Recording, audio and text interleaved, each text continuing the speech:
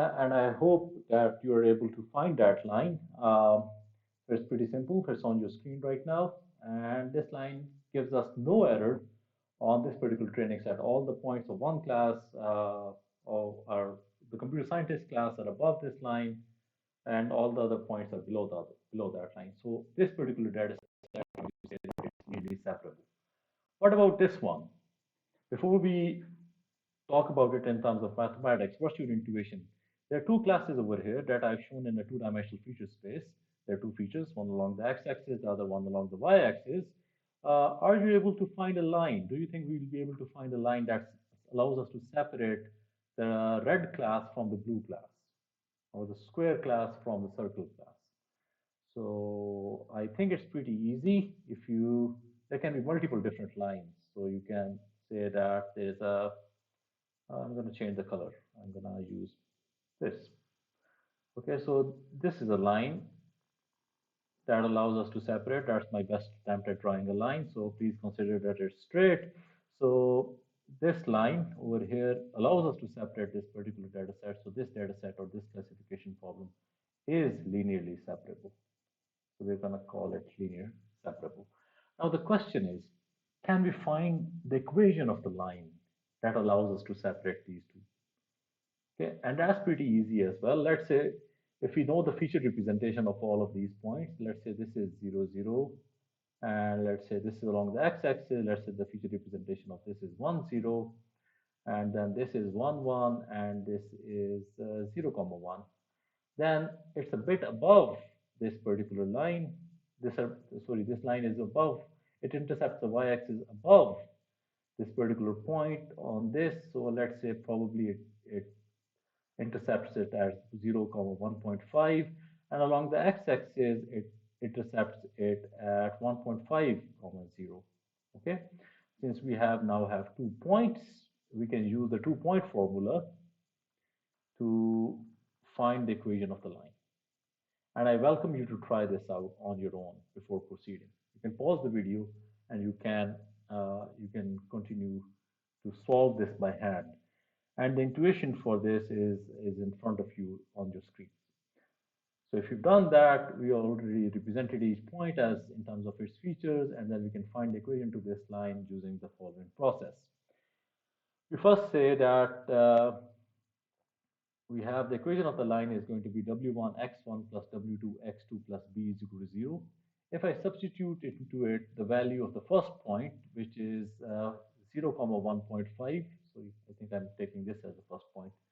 So this 1.5 goes in there, this 0 goes in there, and if we put that in, we get b is equal to 1 minus 1.5 times w1. Similarly, if we take the other point, 0, 1.5, then we put 0 over here and we put 1.5 over here, and that gives us, again, b is equal to minus 1.5 times w. If we set, let's say, w1 is equal to 1.0, then we end up with these two values of b and w2, and that gives us the equation of the line, which is x1 plus x2 minus 1.5 is equal to 0. So this is the line that allows us to separate or gives us linear separability for this particular data set. You may end up with a different line. There are many different lines that you can end up with. Perhaps you came up with this line, or perhaps you had this line. There can be other values of W1 and W2 that you can come up with. But the important thing to notice is if we put the value of, let's say, this point 1, 1 into this equation, let's put that. If you substitute 1 over here and if you put 1 over here, then the sum of these two is going to be 2, and we subtract minus 1.5, which is the bias term, then we end up with a positive value, right? And if you put all the 3 blue points in that line, if you substitute 1, 0, or if you substitute 0, 1, or if you substitute 0, 0, you end up with negative numbers. And you can try that out. And that tells me that everything above the line belongs to one class, so that's producing the positive value, and everything below that line is producing a negative number at output, so that is the other class. So that's how this particular line that we have just found out is achieves linear separability for this particular data set. Okay, so I can give you another example. Let's say, is this problem linearly separable? And I invite you. So we've got two different classes again. It's a two feature space, two-dimensional feature space. We have two features. We have got four data points. We have got two classes: the red class and the blue class, or the square class and the circle class. Okay. And the question I'm asking you: can you find the line, the equation of the line that makes this data set linearly separable? We know that it is linearly separable because I can draw a line. Okay, so it is linearly separable. The question to you is, can you find the equation of the line that allows us to do that? Okay, so I welcome you to try that as an exercise. In your exams, there are going to be some questions in which I give you a data set, and then I'm going to ask you if you can find an equation of a line that makes it linearly separable. Okay, so that's with that. What about this one? So this is another classification example. Ignore this bit over here on the right hand side that you see. For now, ignore that and focus on the geometry. Focus on the feature space, the scatter plot. So again, it's a two-class classification problem in two dimensions with four examples. But now we have got two examples, these red ones, and we've got these two blue ones. The question to you is this linearly separable? And I want you to think about it, and you can pause the video while you think about it. And I hope that you have come to the conclusion that that particular data set is not linearly separable, because there is no way you can make a single line in this two-dimensional feature space so that all the points of the red class are on one side of the line and all the points in the blue of the blue class are on the other side of the line.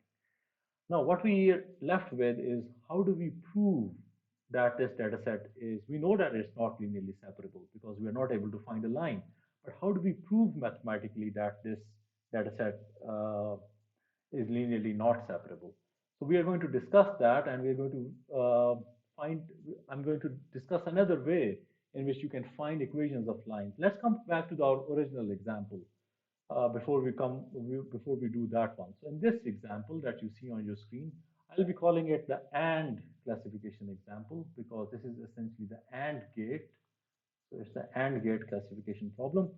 It produces for 1, 1, we want to produce a value of +1. So we want this to be above the line, whereas all of these, let's say, are going to be below the line. So we want the corresponding labels are going to be negative for these three blue points. Okay. So what we want over here is, if I substitute this point 1, 1 into my equation, then I should get a score. Then this point should be above the line. That means the score that the line should produce, or the linear function should produce, should be positive. We express that as a constraint in the following way.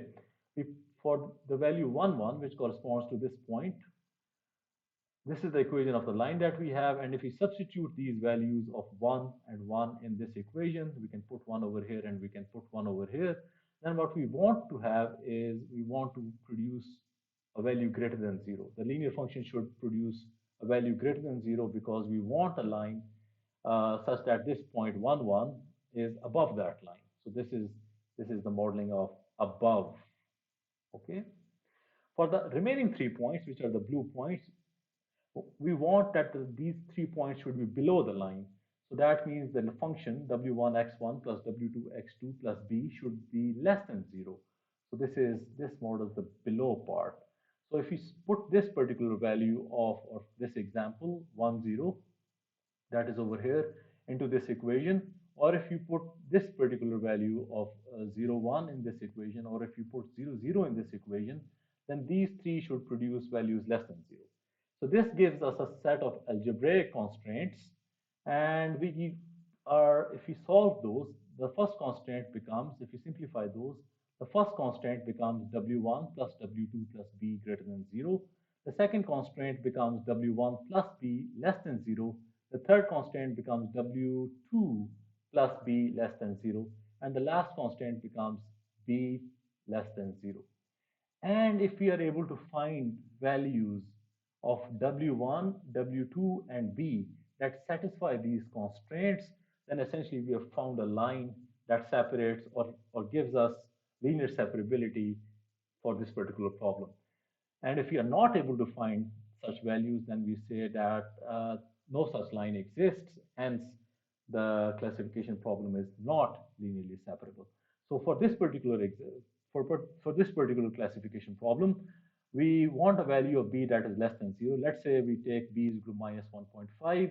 And if we take W1 and W2 equal to 1.0, then we are able to satisfy all of these constraints. And if you pay attention, then this is the exact values of B's and W that we used earlier from the 2-point form as well. Okay, but the good thing about this algebraic constraint satisfaction is now you can apply it in higher dimensions as well. All you need to do is the following. We want to express each data point. Each data point is going to generate in terms of its feature space. We express each data point in terms of its feature space, and whether we want it that particular data point above the line or below the line is going to give rise to a single constraint. And we write constraints corresponding to each of those data points. And if we are able to find the values of the line parameters, W1, W2, or W3, or W4, and the bias value, if you are able to find such values that satisfy these constraints, then we have achieved linear separability. And that we can use as a proof of linear separability. Okay? So we can prove, if you want to solve for this particular equation, let's say, and I welcome you to try the method of algebraic constraint satisfaction to find the equation of the line for this particular problem. You can pause the video here and you can try to work it out on your own, okay? But I'm going to do it for everyone else. So for this particular for this particular point, we want the classification label to be +1. So we want to produce +1 over here, so it should be above the line, this red point, whereas these 3 points should be below the line. Okay, we want such a line. The equation of the line that we have is W1 x1. So I'm going to, move that. Ignore this bit, please. Plus W2 x2 plus b is equal to 0. Let's put in the first point, 0, 0. If we put that in, we get W1 multiplied by 0 plus W2 multiplied by 0 plus b. And since we want it above the line, so therefore this should be greater than 0. Or in other words, what we are saying is b should be greater than 0. If we put 0, 1 in there, then what we end up with is W2 plus b should be less than 0 because we want this point below the line because its corresponding label is negative. Okay, so this would be less than 0. If we put 1, 0 in there, then what we end up with is the constraint W1 plus b is less than 0.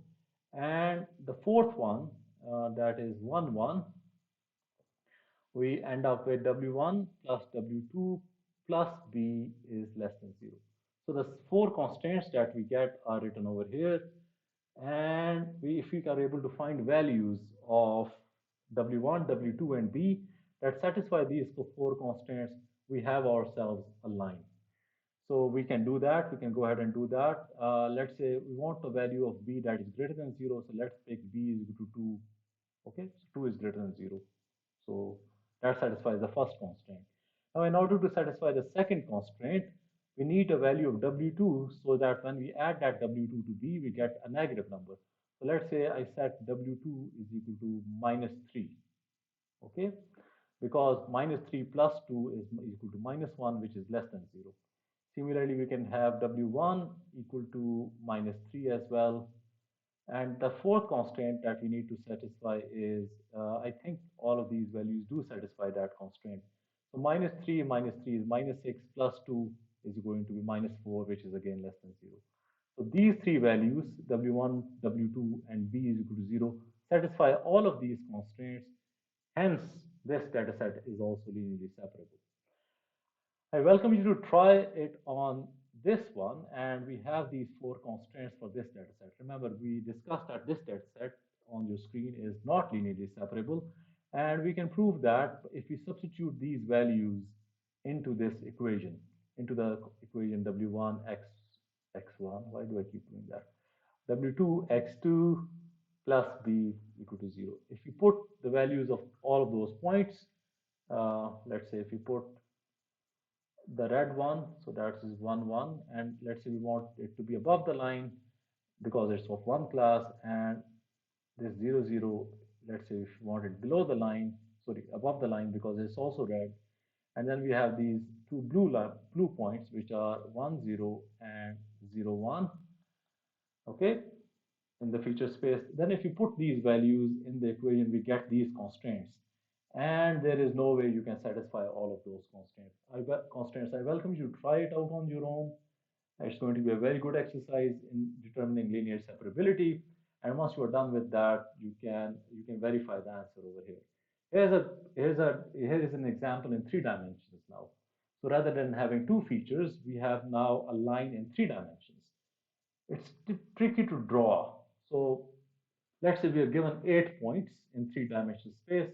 There are 3 features, feature number 1, feature number 2, and feature number 3. And then we have 8 points, point 1, point 2, point 3, and up to so on to point 8. Okay. The first point is 0, 0, 0, and let's say it belongs to the negative class. This is given to us as training. The second point belongs to the positive class, 1, 0, 0. The objective of this exercise is to identify whether this particular classification problem is linearly separable or not. Now, one way you can do that is you can generate a plot, a scatter plot in 3 dimensions, and you can represent each point as a single dot in this 3 dimensional feature space now. And you can have, let's say, plus symbols for all the points in the plus class and in the positive class for which the label is plus 1, and you can have, let's say, a circle or a negative symbol to indicate points that are in the negative class. And your objective then becomes, in order to determine linear separability, the objective would then become that you want to identify a plane or a hyperplane that separates these points. It's going to be tricky plotting it and then trying to identify that hyperplane. The algebraic constraint method that we've just discussed should work for this, and I welcome you to try this out on your own. This is going to be very important. A question very similar to this one is going to be in the exams as well, so it would be good practice if you go ahead and try to do that. Okay, so up till now what we have covered is classifiers. We have covered classification. What is classification? We have devised a notation that allows us to represent how we model the classification problem. We said that we'll extract features and we will then determine a function, so that if I put in a feature vector corresponding to a given example, that should allow us to determine the class or the type of that particular example. So we call that function the discriminant function because it allows us to discriminate between different classes. There can be linear discriminants which will only work, which will produce a zero error over training data sets that are linearly separable. But if a data set is not linearly separable, then that a linear discriminant will not be able to give you 100% accuracy over a training data set. Unlike that, nonlinear classifiers like the k nearest neighbor or 1 nearest neighbor classifiers, they produce a nonlinear classification boundary, and they can produce a zero error over the training data set. However, as we've been discussing, the real test of a machine learning problem is not of a machine learning classifier or machine learning model is not how it performs over the training data set, but how it performs over an unseen test data set. Let's say if we have a nonlinear classifier like the one that you see on your screen on the left, then you can see that it produces zero error over the training data set. But perhaps someone mislabeled these red examples that you see over here, and someone mislabeled this blue example that you see over here. Then probably, and that can happen because of the way you are recording those examples, you are extracting those features. Those features can be extracted wrong, or there can be labeling errors. So due to noise, perhaps these examples actually do belong to the blue class, but we don't know that because we are being given these labels. But in reality, in the real world, this can be just simply due to an error. So if we if we tune our classifier to be a nonlinear classifier, it may give us very low error over this training data set, but it may not perform that well or test examples or examples in which there is no such labeling noise in practice. So the real test of a machine learning model, as I've been repeatedly saying, is its ability to generalize to unseen cases. You can relate it to your own learning. If you are only able to answer questions for which you have been taught answers, then you'll not be able to perform well in practice. So rote memorization in your case is not going to help you pass a particular subject or a particular exam, because there can be questions in that exam that you haven't seen before. In the same way, for a machine learning model, memorization, or that is the ability of a machine learning model to memorize or produce zero error over the training dataset, is no guarantee for it to perform well over a given test dataset. So sometimes, even though it's a linear classifier and it may give you some error over the training dataset, it can be a good choice for a particular machine learning problem. But that can be determined through validation. Okay, so I hope that in this lecture you've been able to grasp concepts of linear separability and classification in a good manner. I'll be posting some questions on this that would help you understand this, your knowledge, and test your knowledge further. And if you have any questions, you can also post it on the course portal. Thank you.